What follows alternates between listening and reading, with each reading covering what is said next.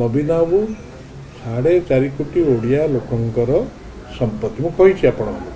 कौन से व्यक्ति विशेषकर नुहे बा कहार एकचाटिया संपत्ति नुह सारा समग्र ओडावासी लोक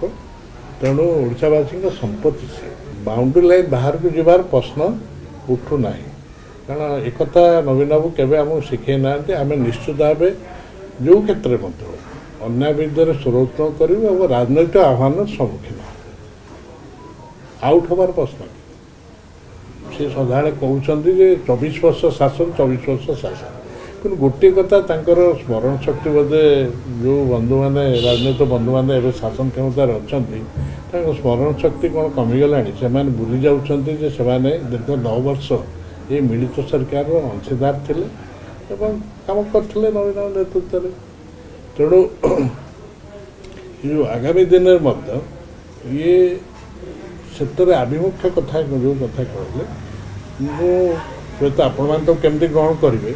आभिमुख्य एक स्पष्ट रे ओडिशा जदि